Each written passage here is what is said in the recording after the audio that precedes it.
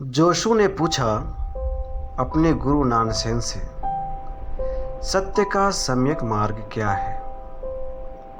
Nansen बोला, अति साधारण है वह मार्ग, दैनंदिन का ही है वह मार्ग, चलते हो जिस पर प्रतिदिन वही है वो मार्ग।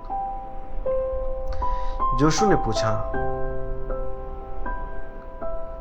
तब क्या मैं उसका अध्ययन कर सकता हूं? नानसेन ने कहा, नहीं, क्योंकि जितना ही तुम उसका अध्ययन करोगे उतने ही उससे दूर हो जाओगे, जितना ही सोचोगे उसे उतनी ही दूर भटकोगे उससे। इधर आया विचार कि उधर खोया मार्ग।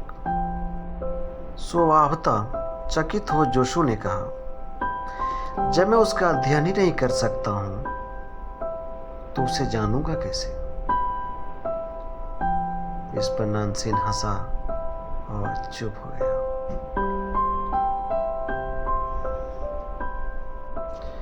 थोड़ी देर जोशु ने मौन में प्रतीक्षा की और पुनः प्रार्थना की, कुछ तो कहें कि वह मार्ग कैसा है।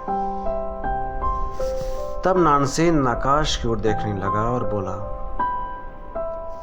वह मार्ग दृश्य वस्तुओं में से नहीं है, नहीं अदृश्य वस्तुओं में से है।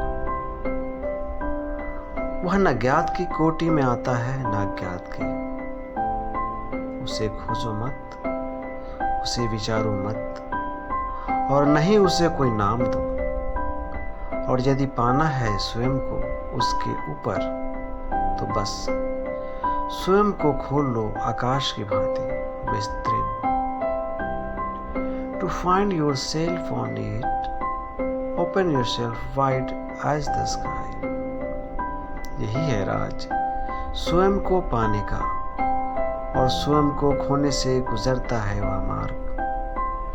मन बनाता है सीमाएं और आत्मा है असीम, आकाश की भांति असीम। और विचार करता है परिभाषाएं और प्राण मांगते हैं अनुभूति। बुद्धि के पास है शब्द, कोरे शब्द, और सत्य है सदा मौन। बुद्धि चुप हो, शब्द शांत हो, तो मार्ग यही है, अभी और यही।